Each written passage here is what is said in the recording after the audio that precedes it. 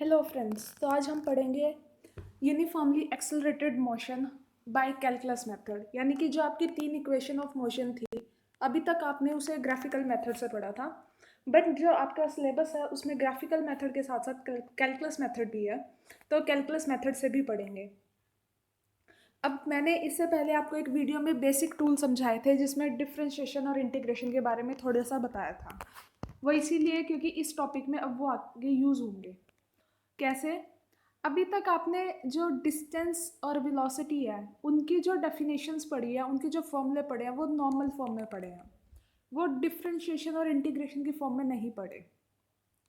Suppose मैं बात करूं हमारी वेलोसिटी की। वेलोसिटी क्या होती है कि हमने कितना डिस्टेंस कवर किया विद रिस्पेक्ट टू टाइम।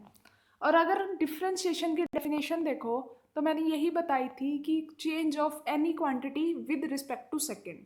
तो यहाँ पर क्या चेंज हो रहा है? एक्स यानी डिस्टेंस चेंज हो रहा है विद रिस्पेक्ट टू टाइम। तो वेलोसिटी का हमारा एक ये फॉर्मूला भी बनता है और इसी को हम कैलकुलस मेथड मतलब मैथमेटिकली कुछ फॉर्मूलाज यूज करके हम उसे सॉल्व करेंगे। ठीक है। अगर मैं सिमिलरली एक्सेलरेशन की बात करूं, so acceleration here is belongs, acceleration की डेफिनेशन क्या थी? Change of velocity per unit time. यानी कि वेलोसिटी चेंज हो रही है, जो चेंज हो रहा है वो पर किसके साथ चेंज हो रहा है? टाइम के साथ। तो dv/dt। तो ये दो चीज़ें याद रखना इसके बारे में कि जो ये हमारी एक्सेलरेशन और हमारी वेलोसिटी है, इसके ये दो फॉर्मूलाज भी होते हैं। अब हमारे यहाँ पर तीन डेफिनेशंस थी, तीन इक्वेशंस थी। v is equal to u plus a t, second s is equal to u t plus half a t square, and third v square minus u square is equal to 2as। तीनों को derive करना separately. First का नाम क्या है? Velocity time relation. तो यहाँ पर हम क्या करेंगे? फर्स्ट इक्वेशन निकालने के लिए सबसे पहले हम कंसीडर कर लेंगे कि एक ऑब्जेक्ट है जो यूनिफॉर्म एक्सेलरेशन a से मूव कर रही है with velocity u and time t, and final velocity उसकी v है।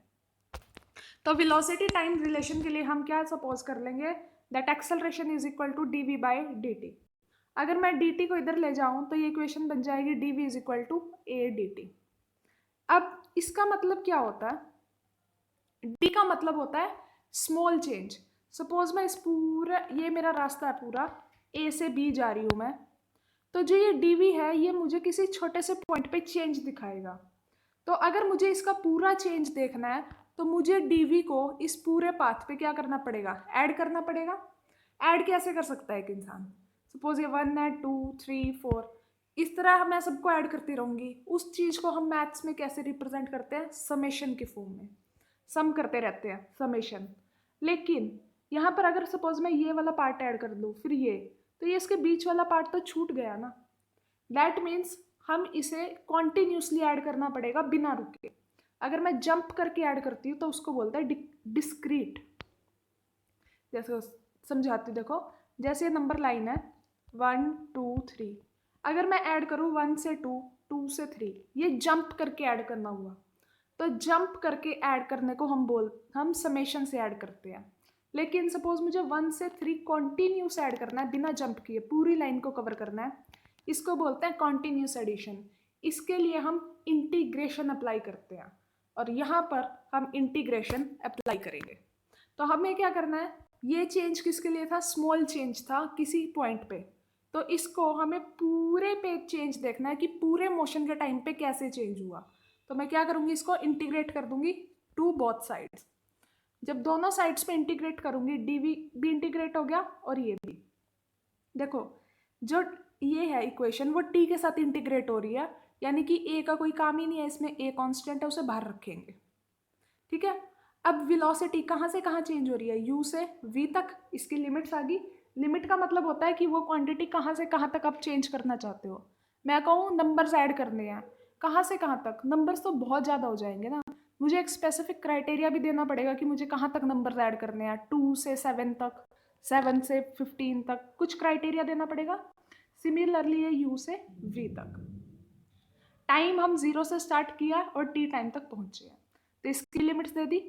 अब आपको पता है कि इंटीग्रेशन में क्या होता है?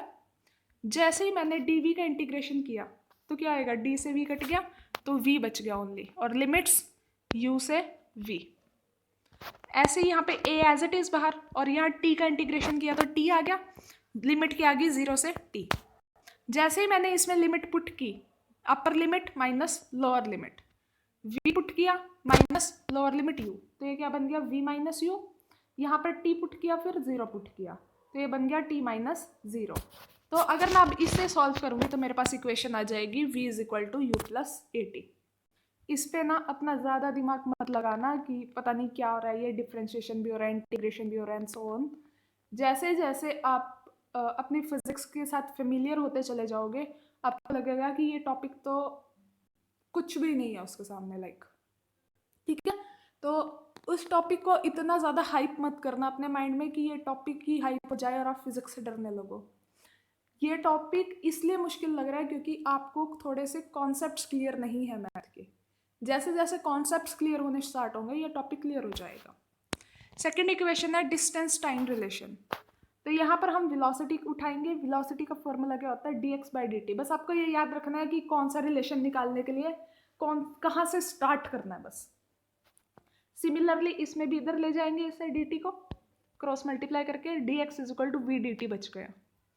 अब देखो v जो है एक वेरिएबल है, कोई कांस्टेंट नहीं है, वो किसका फंक्शन है, यहाँ से इक्वेशन उठाओ तो इक्वेशन पुट कर दी। अब dt दोनों के साथ लग गया और अलग अलग कर दिया। इंटीग्रेट कर देंगे यहाँ फिर से इंटीग्रेट। अब x कहाँ से कहाँ चेंज हो रहा है, x नॉट से x तक, मतलब अगर मैं इनिशियल पोजीशन x नॉट मानूँ और फाइनल x मानूँ तो x नॉट से x, अगर आप 0 से x लो तो तब भी चल जाएगा, कोई खास फर्क नहीं पड़ेगा। यहाँ पर देखो dt के साथ इंटीग्रेशन है तो dt कहाँ से कहाँ चेंज हो रहा है, 0 से t। यहाँ t किसके साथ चेंज हो रहा है, 0 से t। अब यहाँ पे फॉर्मूलाज लगेंगे, देखो कैसे। अब ये तो सिंपल है, ये और ये d के साथ ये कट गया तो x बच गया, x नोट से x लिमिट पुट कर देंगे। u कांस्टेंट है तो बाहर आ गया, जो dt है उसका इंटीग्रेशन t हो गया, 0 से t करेंगे तो t आ गया। अब यहाँ t है, t की पावर कितनी है 1, इसका इंटीग्रेशन करो, t 1 प्लस 1 1 प्लस 1 तो कितना आ गया T square by 2। Limits put कर देंगे 0 टू t। तो जब हम इसे सॉल्व करेंगे तो हमारे पास इक्वेशन आ जाएगी x minus x naught is equal to u t plus half a t square.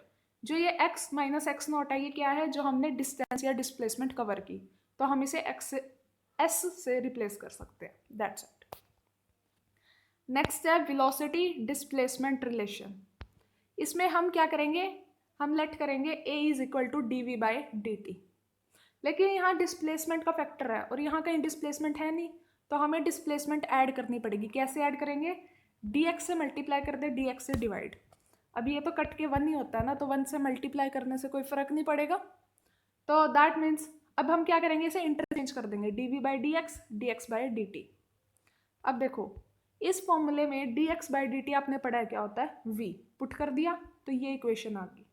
इसको इस तरफ लेके गए क्रॉस मल्टीप्लाई करा के ये इक्वेशन आ गई। अब इसको हम क्या कर देंगे, इंटीग्रेट कर देंगे x और v के साथ। x कहाँ से कहाँ चेंज हो रहा है, x नॉट से x, और v कहाँ से कहाँ चेंज हो रहा है, u से v। सो इंटीग्रेट कर देंगे, यहाँ v की पावर कितनी है 1 है, तो क्या आ गया v 1 प्लस 1 बाय 1 प्लस 1, तो v स्क्वायर बाय 2 कहाँ से कहाँ चेंज हो रही है, u से v। So that's a s, ये a और s आ गया क्योंकि x naught by x by minus x naught को हमने s माना हुआ है डिस्प्लेसमेंट का वर्ड। तो ये क्या आ गया v square minus 2, u put करा तो u square minus 2, u common लेके इधर ले गए तो ये हमारी इक्वेशन बन गई। तो ये तीनों इक्वेशन हमने कैलकुलस मेथड यानी इंटीग्रेशन और डिफरेंशिएशन के हेल्प से सॉल्व की। So if you like the video please do like it and subscribe it. For more updates, please follow me on Instagram. Thank you.